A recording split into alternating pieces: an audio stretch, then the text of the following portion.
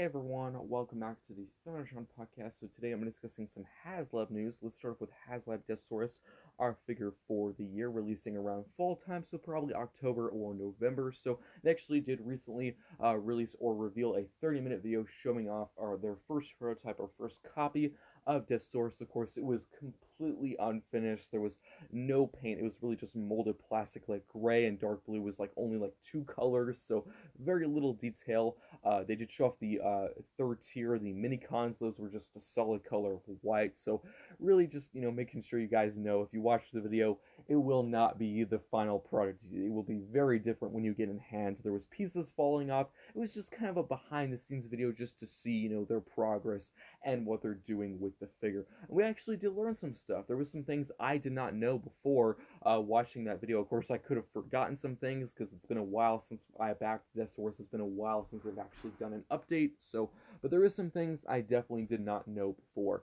Um, One thing that really stood out to me was actually the transformation. They showed off the transformation for Deathsaurus, actually both ways. It was from robot to dragon and dragon to robot, which was really cool to see. I was been interested. I was interested how complex will the transformation be, because this is a bit of a different situation than our previous, Victory Saber that has like, three different figures and it has like 7 or 8 modes. There is a lot going on with that figure. This is only, one transformation. It's only one other modes. So I was wondering, okay, are they just gonna put, all the, budget and money into both modes and it's gonna be a lot of steps, or is it gonna be a bit more simplistic?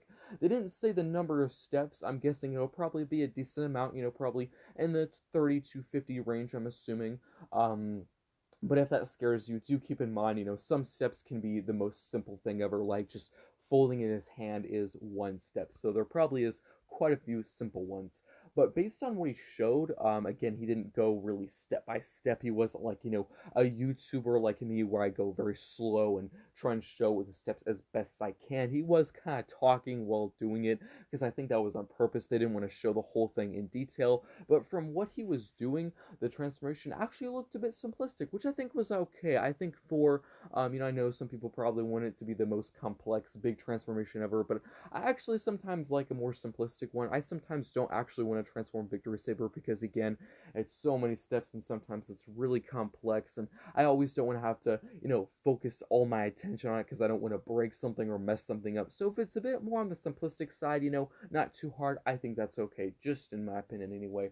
Um, Another thing we learned was actually the mini cons. The third tier, it was actually released very late into the Deathsaurus campaign. It was last year when the backing ended. We were wondering, okay, I guess we don't have a third tier for this figure. We got we unlocked the first two, the throne and the living metal cannon with the blaster pieces. But I think it was like a week later or something, a few days later after it ended, they were like, surprise, there is a third tier, and it was two mini cons. I actually did forget their name because I don't even think they're on the Deathsaurus website page, which is a bit funny. But they showed them off again. They were just a solid color of white. But what we did learn is they're actually a partial, which could be disappointing to some people, myself included. It's not the biggest deal in the world. It's just for some time now, for a while until now, we thought they were brand new molds. We thought we got brand new mini cons for it, which makes sense. This is a $200 item and it only has 45 days for you to buy it. So I was really happy and glad that they were brand new molds because to be honest, I was a bit disappointed with Victory Saber. I'm glad it came with too many cons, Holly and Fire, but they were just repaints, reissues of some Siege minicons that we've gotten like 16 versions of. We've had so many versions of those molds, so I was a bit disappointed with that. I do like the minicons, they're fun, but definitely this is better. They are partials, but I do have to say they're very, very, very heavy retools. So they said the only reused pieces are like the wheels and like the top of the legs. And if you're wondering what a mold they use, they're actually the Battle Masters from Earthrise. I can't remember their specific names, but I think they were called the Battle Patrol. Every Battle Master was two minicons. They came in a set, and they had like a whole patrol name. Like, there was the Rescue Patrol, the Airstrike Patrol. I think they were called the Battle Patrol, if I'm correct. Again, I can't remember their specific names.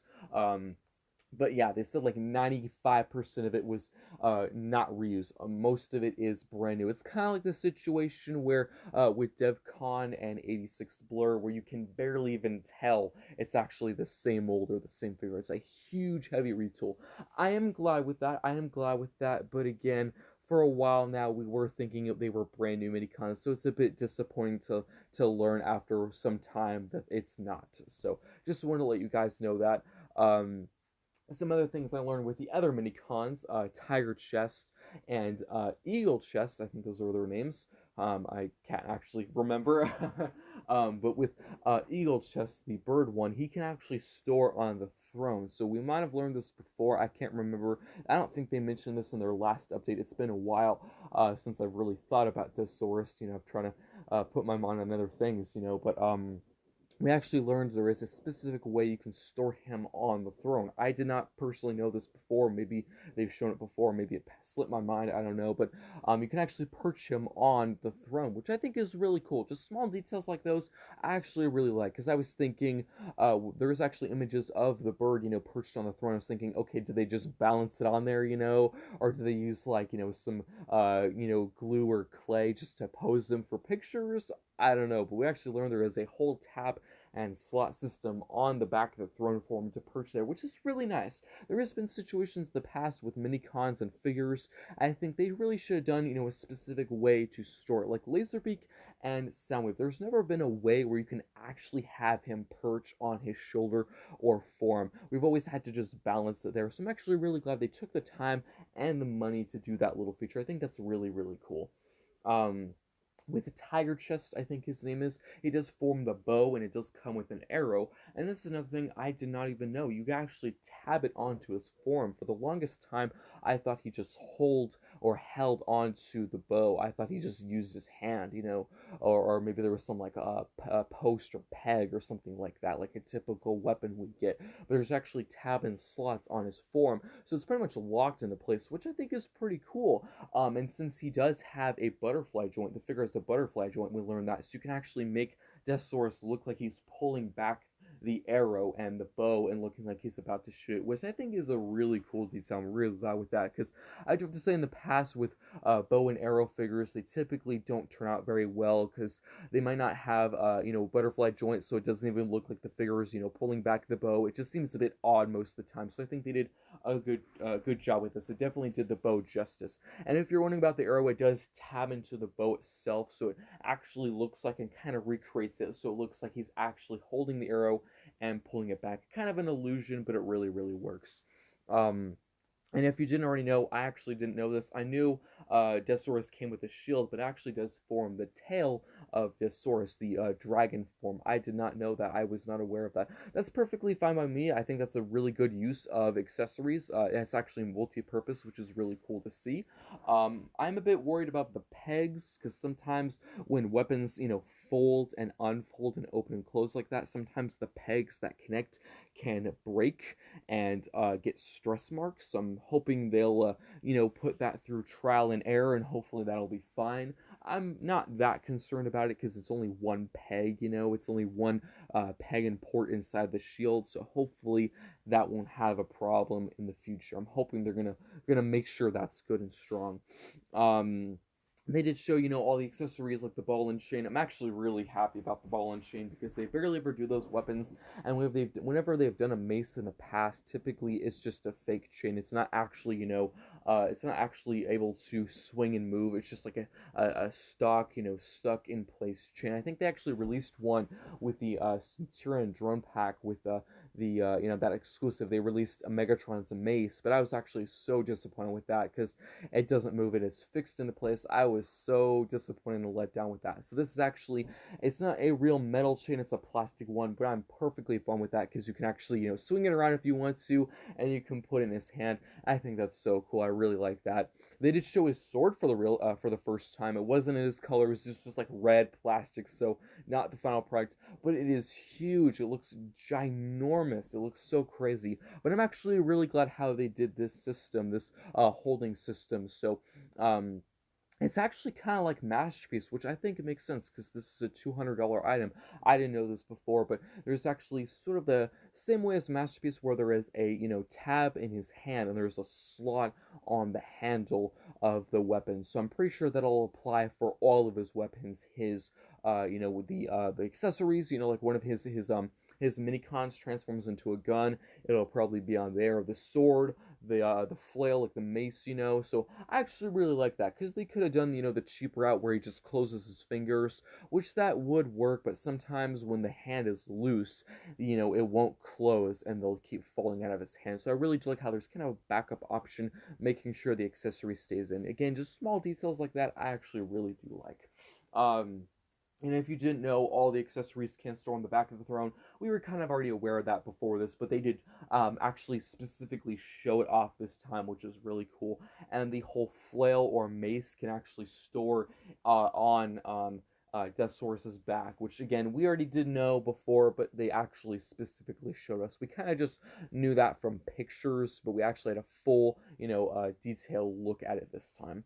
But that is pretty much it's of really the highlights, like the new details, you know, yeah, that's pretty much it. So, the other HasLab news is kind of speculation. So I'm not going to talk a lot about this because again, it's speculation. So nothing is, I would say, confirmed at this point. But we've actually had two situations now, or two sort of instances where they've pretty much confirmed a new HasLab will be revealed and shown off this year.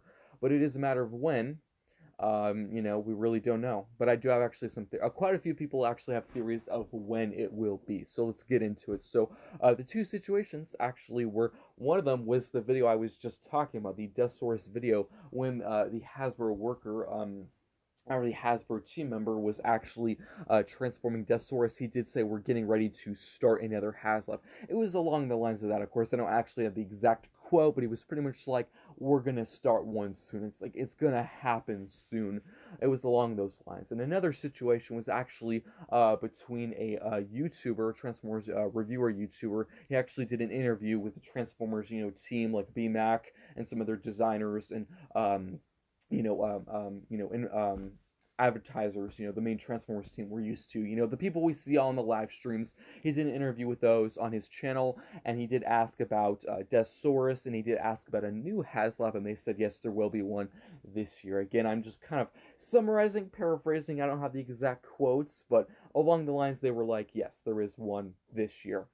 Um, so really just getting into, when do we think it's going to be shown off and who it will be. So when a lot of people are thinking it's going to be at San Diego Comic-Con, which in a way probably benefits Hasbro the most because they can actually show off, whether it's a gray model or if it's like, just, pictures, just stock pictures, or if they maybe they'll have the box, it'll be in a booth. Even if it's gray models, that's actually really helpful because people who go, there's a lot of people who go to San Diego Comic Con. I've never been able to. I would love to this year, but I just cannot. Not enough money. But they could show it in a booth, even if it's a gray model, people can see how big it is, what it's like. Maybe they could talk about, some hidden features and details there with the gray model. I think that would be really nice. I think that would definitely benefit them because it would get people interested, even if people are in like just Star Wars and Marvel. Maybe they could be like, hey, that looks cool. Maybe I'll back that. So that would definitely benefit Hasbro if they showed off there. Nothing confirmed about that, really. All we know right now is there's going to be one this year. It's extremely just up for debate and speculation of when it's going to be. And it really varies. It really does vary, because I'm pretty sure it was either Deathsaurus or Victory Saber. I cannot remember. But they started their backing. They started they posted one of those HasLabs on Hasbro Pulse. It was around like October. It was like the very, very end of the year. The backing ended like December like 30th. It was like right before the end of the year, and I think it was either Deathsaurus or Victory Saber. I cannot remember which one of those it was. So it really does vary. It could be the end of the year. It could be in July.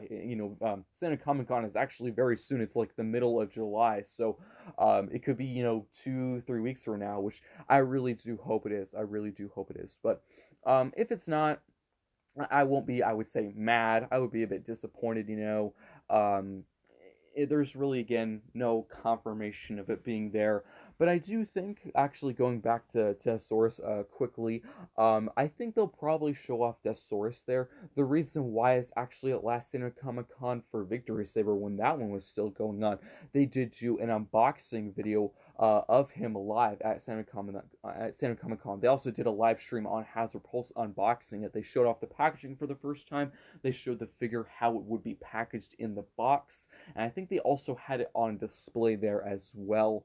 Um, of course, we won't get the item again until like October or November, but it'll still be pretty cool to see the box because I don't think we've had actually any images or any look at the box yet. So I think at the very least, if we don't see the new one, we probably will see some sort of new information, new images of Deathsaurus. I'm thinking probably an unboxing because that is what they did with the Victory Saber, but maybe they'll do things differently this time. I do not know.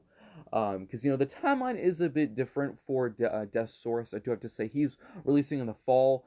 Victor Saber he released more in like the winter, the like December, much later part of the year. So it could be a bit of a different timeline for Deathsaurus. Um, but going back to the new one, so that's really when we think it's going to be revealed. What is it going to be? That is really up for debate. Please do drop your guesses of what you think it's going to be in the comments. What do you want it to be and what do you think it's going to be? Because, some people have, crazy theories, but the likelihood of that's questionable. I've heard people say it's going to be Primus. I've heard Metroplex. Primus, I would say, is a good chance because they did make a Unicron. So they can have Unicron and Primus side by side. I do hope if they do Primus, he's a bit more tame and reasonably sized and priced. Because he was like Unicron was like $600 and it was huge. And I see all the time people saying, "Yeah, it's cool, but it's just too big. I don't know where to put it." So if they do Primus or Metroplex for that matter, I hope it's more like to the Titan class size, which is still big, but I have currently space for a Titan class. Unicron, if it's like Unicron size, probably not because he's like 27 inches tall. Normal Titan classes are about 23 to 22 inches tall, and he was really wide. He had the entire huge shell pieces from the planet mode. He had his huge cape pieces as well.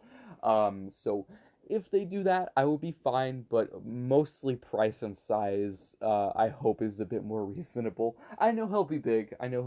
But price is definitely one thing because I actually have seen several Star Wars Haslabs, several like GI Joe other Haslabs happening, and sometimes they will not reach the goal, not even like the minimum. Sometimes they just need 8,000, and then of course the tiers come later, and they've not even reached the minimum. They've only gotten like half of what they need because it's just too much. Like I've seen like $400, $500 Star Wars items. It's just too expensive for people's budget. So if it does stay in that range of $200 to $300 like the past two with Victory Saber and Deathsaurus, that would be nice for my case and I think a lot of other people's cases because I do think Unicron, it did get backed. It was successful. I didn't pay attention to that one very much because I knew I wasn't able to get it. But I do think they probably had some other tiers planned, but just never reached it because there were just not enough people who could afford getting him. He was like $700, so hopefully this one's more reasonable.